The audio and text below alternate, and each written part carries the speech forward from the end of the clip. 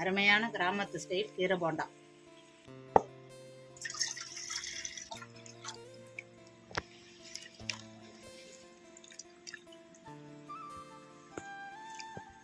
பச்சை மிளகாய் எடுத்துருக்கோம்.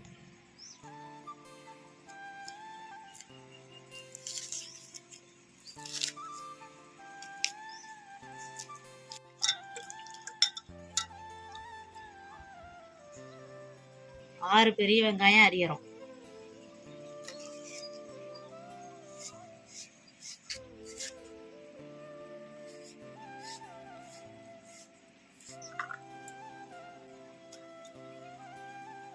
அடுத்து 3 பச்சை மிளகாய் அரியிறோம்.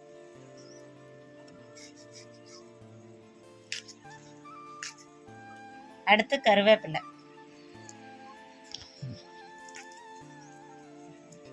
அடுத்து கொஞ்சம் அரைக்கீரை, கொஞ்சம் புதினா,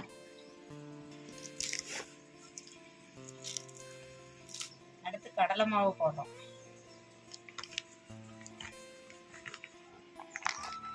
கடலை மாவு 200 கிராம் போடுறோம். அரிசி மாவு 1 கை போடுறோம். வரமிளகாய் தூள் தேவையான அளவு போடுறோம். உப்பு தேவையான அளவு,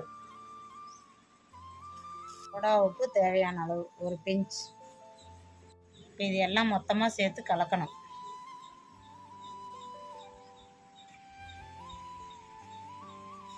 கொஞ்சமாக தண்ணி சேர்த்து கொஞ்சம் கொஞ்சமாக சேர்த்து தேவையான அளவு ஊற்றி கலக்கணும்.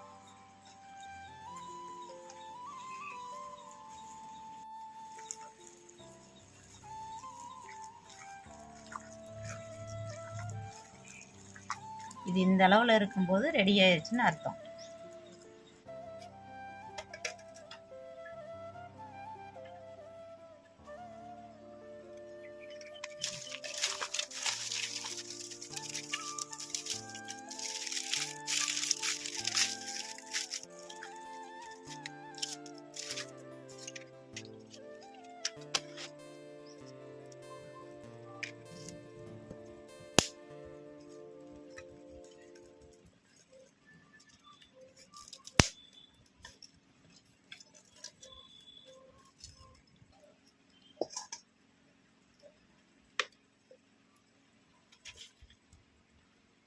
என்ன பண்ணுறோமா?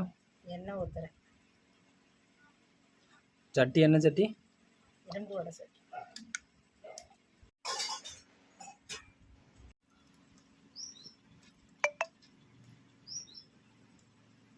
என்னம்மா பண்ணுற?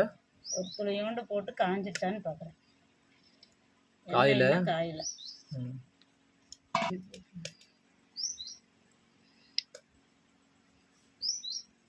என்ன காஞ்சிருச்சா? 2 நிமிஷம் ஆகணும். இப்போ எண்ணெய் காஞ்சிருச்சு. இது சின்ன சின்ன உருண்டையாக உருட்டி எண்ணெயில் போடுறோம்.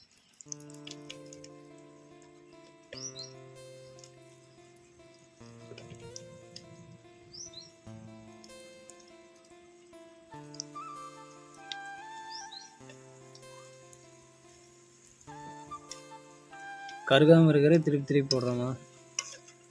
கிளறி விட்டாதான் எல்லா பக்கமும் நல்லா வேகும்.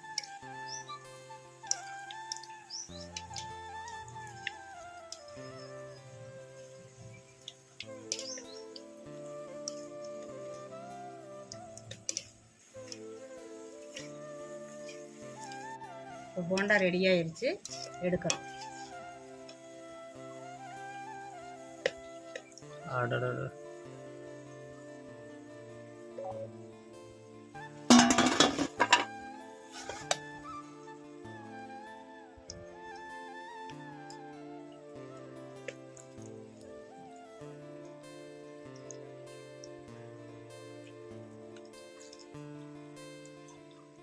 நல்லா சாஃப்டா இருக்கு.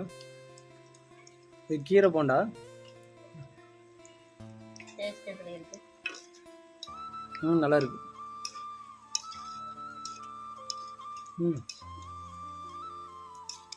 கை சூப்பராக இருக்குது போண்டா. இந்த மாதிரி நீங்களும் வீட்டில் இந்த மாதிரி கிராமத்து ஸ்டைலில் போண்டா சமைச்சு பாருங்கள். அது விறகடுப்பில் சமைச்ச பிறகுன்னு சொல்லுங்கள். இது டேஸ்ட்டு சூப்பராக இருக்குது. சூப்பராக இருக்குமா?